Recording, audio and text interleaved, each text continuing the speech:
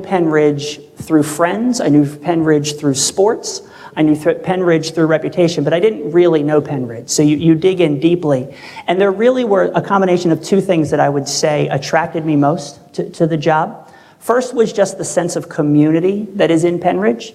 It does not surprise me that when I speak to people, they talk about graduating from Penridge High School and now their kids are going to Penridge High School or going to Central Middle School or wherever their students.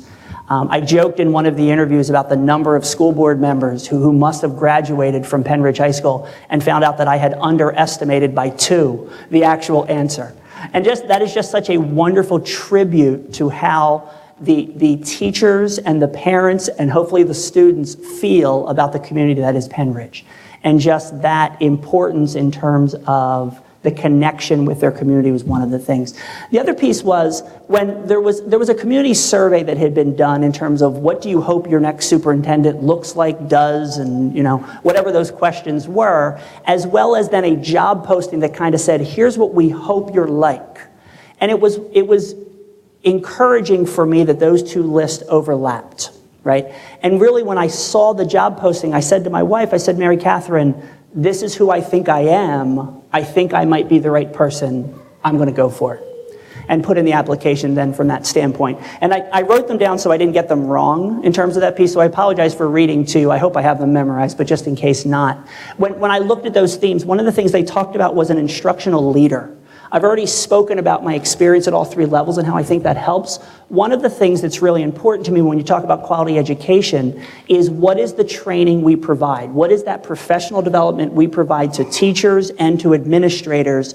Because they're the direct impact on students. I'll have an impact on students, but it will be an indirect impact on students that comes through the work that the administrators and the teachers do every day in our school buildings. And so that instructional leadership is something that I feel really, really strongly about and will be something that I'll spend my first year really talking about with administrators and teachers and with students to see how that's going in terms of in the classroom. The next one was communication.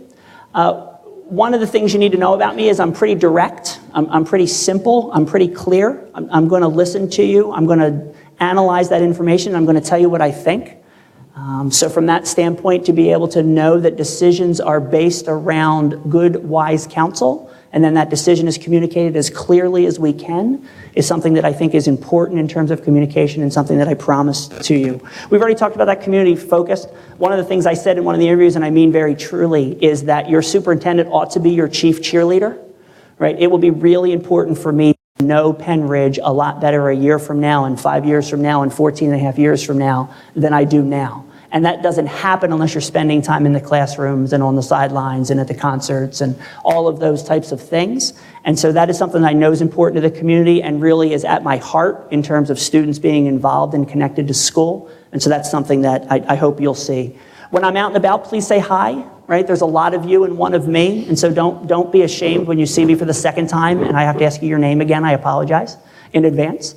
But please come up when you see me at community events. It's important for me to know how you're connected to Penridge in terms of the things that you think are wonderful about the school district as well as things that we ought to be talking about that could be better 14 and a half years from now from that standpoint. A lot of conversation around fiscal and business management. I have to admit that I'm a recovering math geek. Once you're a math geek, you're never really not a math geek. And so numbers are kind of my thing. I do use data to inform almost every decision I make as long as there's data involved in that. I've done a pretty deep dive into the fiscals. I do have to say some wonderful things to the fiscal management of the board, of Mr. Dalbert and his team, as well as the cabinet, as they really have over the years put Penridge in a really solid financial situation as you dive into the numbers. And so I'm appreciative of that as I walk in. And then the last one is just the social and emotional well-being of both staffs and students. It's something that is at the heart of what all school districts are talking about and wrestling with now. I think that connection to community relates to that really importantly in terms of knowing not just that connection to that community, but like I said in my introduction, feeling safe and cared for at school is the only way that we then ticket real education that happens in the classroom. And so I really think that as you get to know me and I get to know you, I'm hopeful that you'll say, yeah, those are the boxes that I see myself in. I think those are things that I have something to offer. I know the community is strong in those areas. And so I think it'll be a really good match as we move forward. And you'll have to tell me how I'm doing. All right, so I really want to know, is your dad really a math geek? All right, that's 2 yeses. Okay, very good. Ask him if I'm funny, though. Is your dad funny? All right, well done. We're done here. We're done. There are many ways to communicate in 2018, far different than 14 and a half years ago and 14 and a half years before that. Sure. So we have in-person meetings, of course, phone calls, emails, texts, social media platforms, traditional mail, flyers, et cetera, et cetera. What's your vision for district-wide communication in Penridge to ensure that all stakeholders remain informed? Well, I've already talked a little bit about in terms of my personal style, in terms of that direct, clear, and positive communication about the many things that are going on. I think it's hard, I know as a parent of my 4 children going through a system that I know pretty well, there are still lots of things I don't know about. And I think that's partly because systems that are as large as Penridge, it's hard to communicate at the granular level everything that happens, and we need to do that as well as we can. I think the introduction of your question is what makes that so difficult, that we all consume information in such varied ways, right? Some of you want 140 characters and 2 bullets, right? Tell me the truth, tell me what I need to know, let me move on, I've got a soccer game to attend, right? Some of you want a white paper on every decision we make in the school district, including changing the chicken nuggets. And so you want to know how decisions were made, you want to know who was involved, how did I get stakeholder feedback, and you want that level. And so we have to communicate so that everyone in that range is satisfied and feels like they're being communicated well. And so we have to use a varied approach, right? We have to leverage social media. I do think that is something that school districts are catching on to. I personally, 2 years ago, started on Twitter. I'll send you my handle once I change it. It's got CB in it, and that gets me in trouble if I say it here in public. And so once I get my Penridge handle, and I went to it 2 years ago thinking that I was just following a trend and it was important. I've realized that it's a ticket for parents and administrators to see the wonderful stuff that goes on in classrooms every day.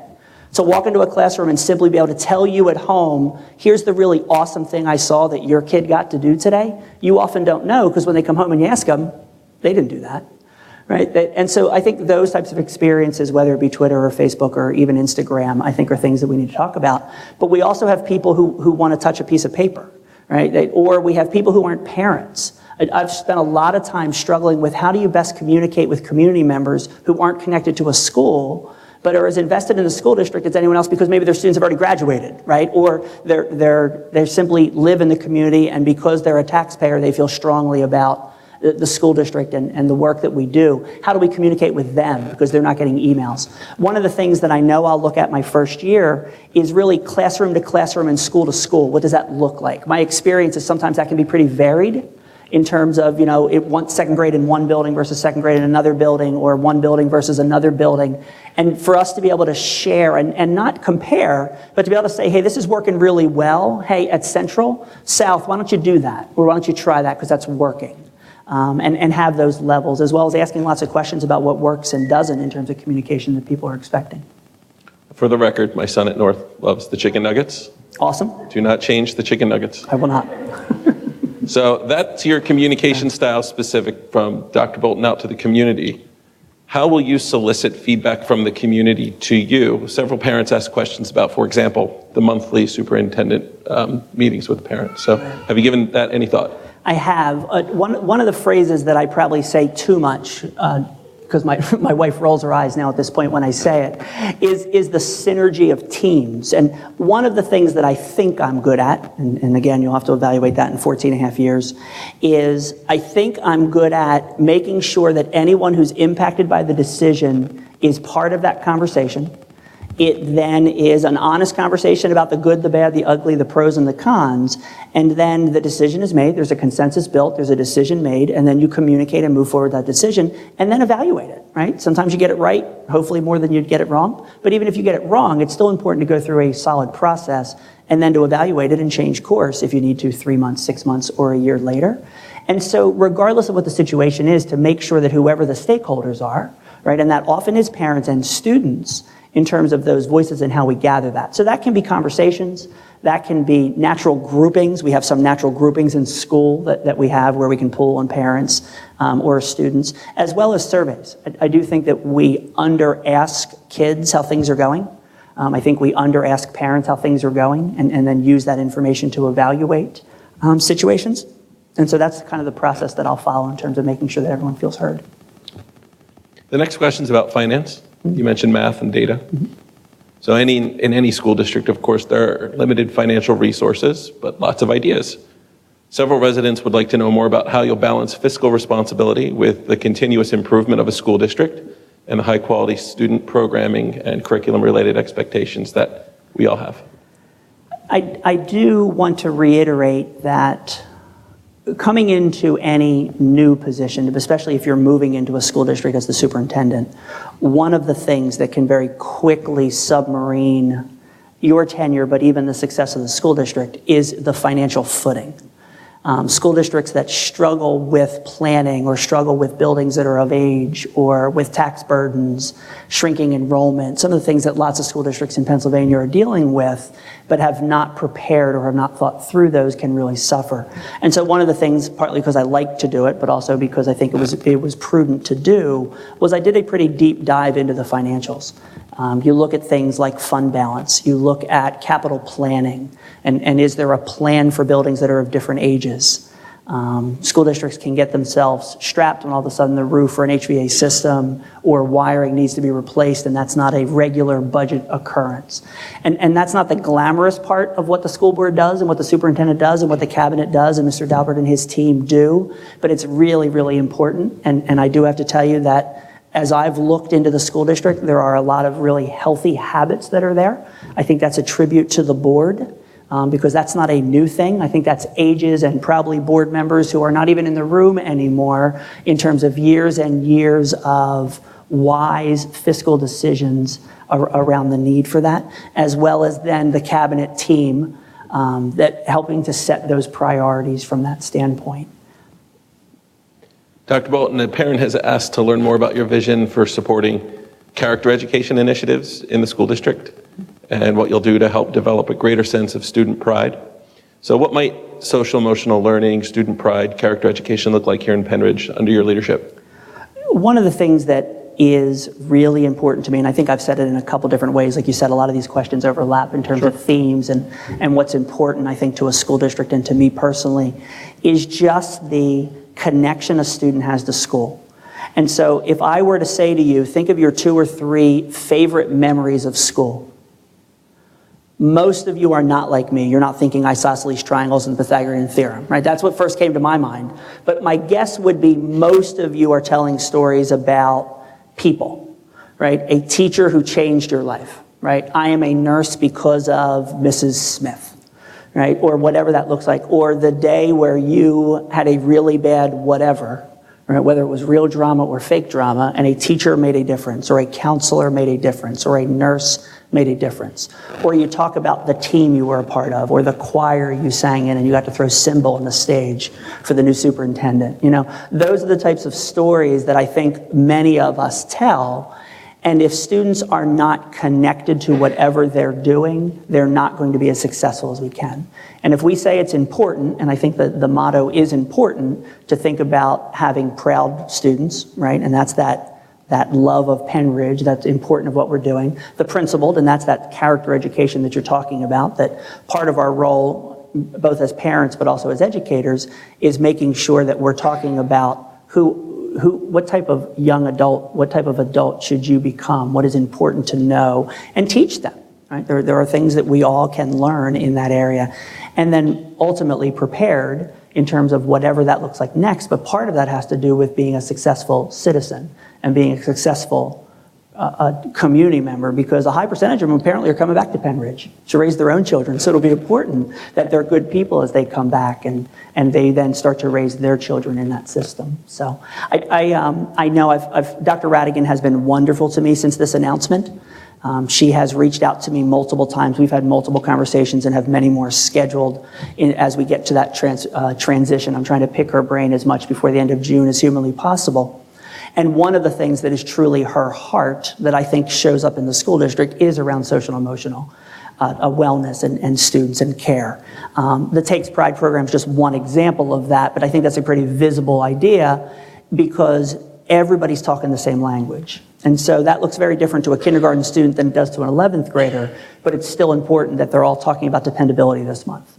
And what does that look like for me, and why is that important? I think those types of pieces, saying it out loud, I think makes it more important. And so I think it's vital for a school system to do that, and I really do appreciate the work that she's done and that the school district has done in that area. Well said. Several residents, Dr. Bolton, are interested in learning more about how, as the superintendent, you'll approach working with the 9 members of the school board and with all members of the community to ensure that the school district continues improving in all areas. What will you do to help build a unified vision at all levels that's focused on the continued success of Penn Ridge students?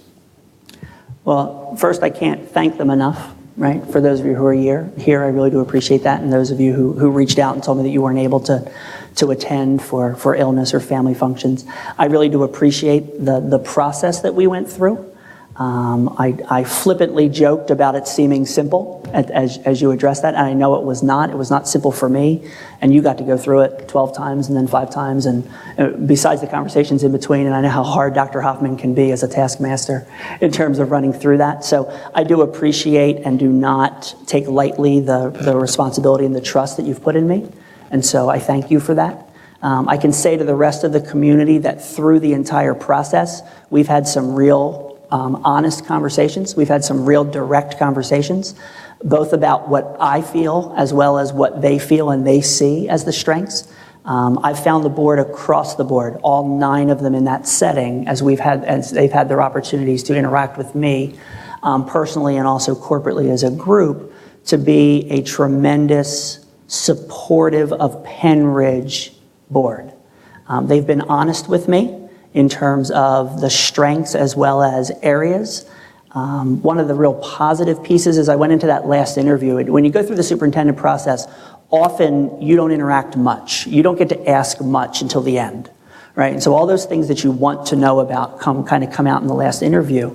And it was a wonderful hour and a half of just sitting around, right? They put me through an hour and 15 minutes of a presentation and an interview of me. And then for an hour and a half, we talked about the things I wanted to talk about. We talked about what's important to you. And I can promise you and assure you that I wasn't walking away with, hey, here are the 4 things we need to make sure you do in the first year. There's not an agenda there. They love Penn Ridge. They want what is best for Penn Ridge, which is what you all want for Penn Ridge too. And we may not agree exactly what the next 3 steps ought to be, but then that's some of those other questions that you talked about in terms of consensus and building. So I really do appreciate that. They have asked me simply to build upon the strengths, to come in, get to know the people, build upon the strengths, and look for areas that need improving, and then synergize the team to get that done. And that solely is what I'm going to look to do over the first 14 and a half years of my tenure. So as you mentioned, Penn Ridge is rather large, a lot of stakeholders, many schools, and many, many student events during the day and during the evening and on weekends. As the superintendent, what approach will you take to attending school events both during the day, during the evening, and on weekends? So I've already stated that an attachment to school is vital. And so all of those things that you're talking about, no matter what the events are, generally involve students attaching to school in a different way, although you can have reading Olympics and math counts and things like that are a little more academic in terms of connecting directly to the curriculum. But it is important as the chief cheerleader for me to recognize, for me to encourage, and for me to celebrate those. So part of that is I think the intent of the question, in that I just need to be visible, right? That's partly why I said to you, when you see me the second time, please introduce yourself again, right? Don't assume I read you, because I hope that you'll see me more than once. I hope it won't be tonight and then we'll see you at graduation for your child, or whatever that looks like. It is really important for me to be involved. One of the teachers last Monday, the very first thing that happened to me after the announcement is I started walking up to the stage because we were posing for some pictures, and a teacher got right in front of me and stopped me cold. She introduced herself and she said, "I have got to tell you about the art fair." right? You talked about wanting to be involved. The art fair's Thursday, right? And just loved and loved and loved and loved and loved on the art fair. And so I looked at my personal calendar. I'm like, oh, darn, there's something going. So I called the high school principal and I said, any way I can sneak in Thursday during the day and at least interact with some students and see the art fair, because I was not able to, because I had a personal family function that Thursday night. And so for an hour, Mr. Hagan was nice enough to walk me around the art fair. So I got to meet kids who were doing their AP. I got to meet students who made a ukulele, right, which was really, really cool in terms of that piece. And so those are the types of things that are vital and that I want to be involved in from that standpoint. I meant it when I said the part of the night that I will remember the most is that there were 7 student groups that were involved in getting it ready, which means there were how many parents involved in getting them here and getting them home and making sure the sparkled vest looked good and, all those types of things that go into a night like this. So. I still have the song stuck in my head on repeat right now, actually. 1, 5, 6 minor 4. Got there it. There we go. So parents asked very specific questions through the survey mechanism. Some of them focused on kindergarten transportation, second grade swimming, inter-rater reliability of teacher grading practices, and so on. So because you're not yet in the seat, I'm not going to ask you to comment about those very specific Penn Ridge focused questions. Instead, let's talk about the approach you'll take to learn more about the district's current practices, like those, for example, and how you'll determine if they're effectively meeting the needs of students. Well, I am willing to do 20 minutes on inter-rater reliability if you'd like to, because my daughter just took that class this year, so when we're helping her study. So I'm ready for that one. Let's do it. That's a math geek thing for me. I think that when you think about those items, and everybody in this audience would have 1 or 2 that you would add to that, right? And some of those you'd say, yeah, that's mine too, and there were other ones that you would add. I would hope that, like with those 3, when you think about kindergarten and second grade swimming and inter-rater reliability, they're all at their heart student focused. And so I think it's really, really important to think about if they truly do impact a student to that level, then they deserve our best effort in terms of the way that we go about making thoughtful decisions. Some of them are probably easier than others in terms of that. I appreciate the fact that you're not going to commit me as to what we're doing about kindergarten transportation tonight, since I know only a little bit in terms of the history and what that looks like and in terms of the school district. But I do promise that as you think about a process to help learn about those, part of that is just being there, right? Making sure that you're putting yourself in those conversations. But it's also really a sense in terms of asking good questions, listening to the answers you get, using that information to then plan what it looks like. It relates back to the earlier question when we talked about having the people in the room who are impacted by that decision, and then making as good of a decision as you can, right? Everybody in that room cares about kids and cares that they get what is best for them. And so to utilize that synergy of teams to make sure that the outcome is best. And those are the types of things that as we're interacting with stakeholders and with the cabinet and with the administrators and with teachers and with students and with parents, that list will generate itself, and then we'll start making progress on them. Well, this is the last question that I have for you. Nice. So you'll officially take over as the superintendent on August 1st. Okay. Can you share more about your entry plan? What will your first 30, 60, 90, 120 days, perhaps the first year, look like? Okay. So August 1st is my technical start date. It is too late to hit the ground and be fully prepared for the beginning of the school year. So I'm going to work before August 1st. Like I've said, the team has been wonderful in terms of transition. The board and Dr. Radigan and the cabinet and the building level administrators that I've met. And so I have submitted an entry plan. I'm working on making it very, very formal now that I'm starting to know people and issues and things like that. But I tend to think of it in 2-month spans is the way that I tend to look at it. Every 2 months is just a different set of people, because really the first year has to be about the people and the culture and the community. And you don't know that unless you're interacting with them. And so July and August really will be my opportunity to do that with the board, the cabinet, the administrators. It'll be important for me to get to know them, get to know the perceived needs in terms of the district, as well as things. There's lots of work that has already been done, right, as very appropriate as you plan for next year. And so to work with them to make sure that my personal goals, as well as the district goals for next year, but also I'm a big believer in making sure that we're talking 3 and 5 years out. it's important to think about where do we want to get, and sometimes you have to course correct, but if you're not thinking about that long range, and so that'll be part of what we'll do in July and August as we interact with those groups. Once you get into September and October, that'll be my favorite part, because that'll be when I can get into the schools. I just love spending time in classrooms and watching the wonderful things that happen between a teacher and a group of students. And so for me to get to know the administrators and the teachers and the students, and then that's a good way through events, when we connected one of your other questions, to start to get to know the community.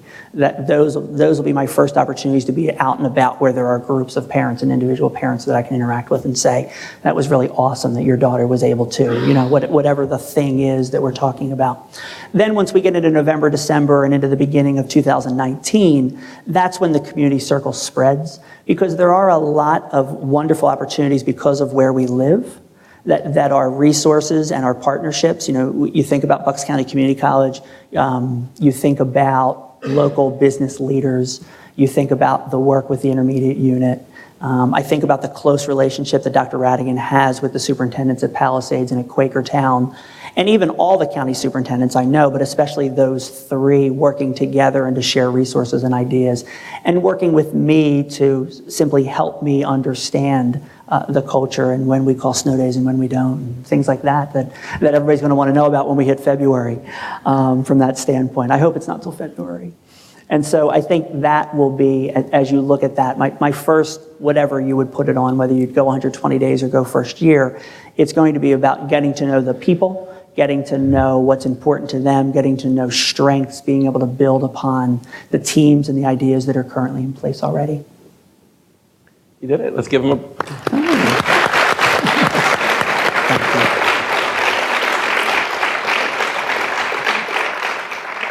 So that concludes the second and middle piece of our evening. Before we transition to Dr. Bolton's closing comments and Ms. Megan Banis-Clemens' wrap-up comments, I just want to take a moment to thank the wonderful administrative team here at the school district to help put such a wonderful evening together. It takes a lot of work to get an auditorium to look this beautiful and a hallway this beautiful after a long day of school. I want to thank the student programs that were so instrumental in making today's evening student-focused, to your point, and delicious with the cookies. Yeah, that's for sure. And I also want to thank the intermediate unit and Penn Ridge School District technical teams for their assistance not only with the audio and the visual, but with the streaming so that folks from home and folks in the future can watch this event. Dr. Bolton, we're going to turn the floor back over to you so that you can conclude with your comments, and then following those comments, Ms. Banis-Clemens, it's yours to wrap up the evening. Well, thank you. I'm a roamer, so I'm going to, So, Dr. Hoffman, thank you. Thank I you, really sir. do appreciate the fact. So, one of the things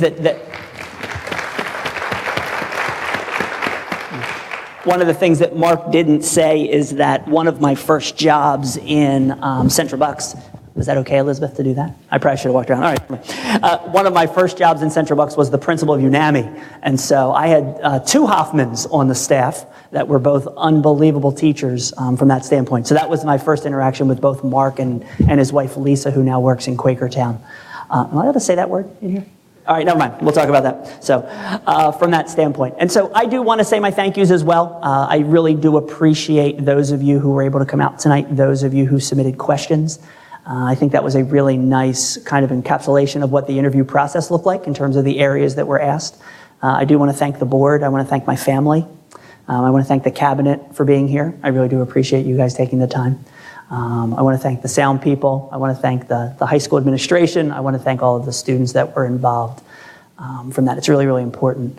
I want to recycle one of the things that I said last week for those of you who read the newspaper, right? Forgive me for repeating a quote. But as I thought about what I want to say as we're ending the evening, it really does connect back to one of the things that I thought about. So I said when I was appointed last week and had an opportunity very briefly to just say thank you and just kind of say, hey, here's who I am.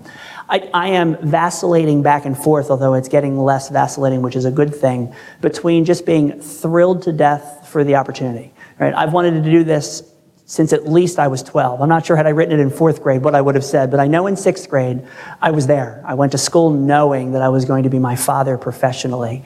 And so to be able to call my dad, sorry. Well, just know it was really cool to call my dad. All right. and to be able to talk to him through that process and to interact with that from that standpoint was pretty special.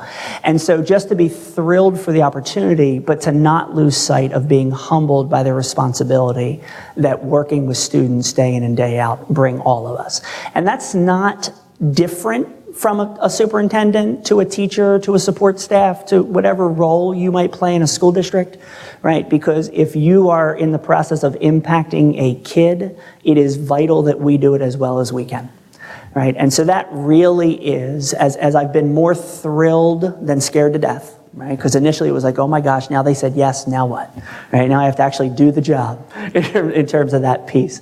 And so as you get more comfortable, right, as I've dug in deeper and I've gotten more comfortable with the team and knowing the strengths that are in place, getting to know the board better in terms of their support for education and those types of things, I've gotten much more thrilled for the opportunity than scared to death, but humbled by that piece. And so I do just want to say publicly again, that as we think about the importance of doing that for all of the students in the Penridge School District and making sure that we look, right, it is a motto, but they are words that are important. And sometimes it can become a tagline and things that we don't think about.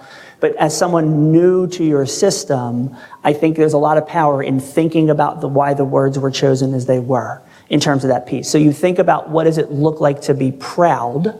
And so whether that is of your school district or of your piece of art or of your singing ability or of your cookie, right, or of the little pea that you put in the flowers just to make me smile, you know, whatever that is, for students to feel proud, for teachers to feel proud, for the superintendent to feel proud of the work that we did for whatever comes next. And some of those nexts are more significant than other in terms of life decisions, but they're not any less important when a first grader learns how to read, right, than it is a senior graduating. And so to think about that, to think about the importance of what does principled mean, right? We all want kids to be good, right? I mean, nobody sits there and says, yeah, really, I'm okay. My kid's not very nice, but that's okay, right? It's the blueberries we got, right? There's a really good story about the blueberries that come in, and they're the blueberries you get, right? It's not like you get to choose just the blueberries you want.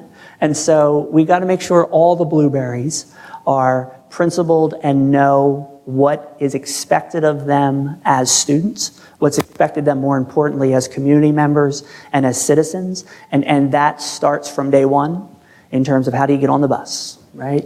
And those types of things are just really, really important as we do that, and that's vital to be thinking about the role we play every day. And then finally, obviously the goal is to be prepared. I just don't want to miss the opportunity to talk about, for me, that has almost nothing to do with whatever the final prepared is, although that's not insignificant. But if that's the only one we're talking about, if we're only talking about what college are they getting into and we're not talking about second grade prepared, then we've missed an awful lot of opportunities for it to be a lot better, right, when they're leaving 12th grade and they're thinking about what's my career. What does the military have to offer? What are my job opportunities? What college, right? Whatever that is that they're talking about, what additional trainings can I receive? I think those things are important. I would encourage you to just continue to, I'm certain I'm preaching to the choir, right? To stay involved in making Penridge as strong as it can be, because it is not just my work, it is not just our work, people in front. Right, you who are sending blueberries have a lot more in the game than I do in terms of their long-term success. For us to do that well, and for you to say, yes, you did that well, or to say politely, I don't think you did that so well, have you considered? Those are conversations we need to have, okay? So thank you for tonight. I look forward to getting to know many of you over a cookie. I appreciate you coming out tonight, and thank you.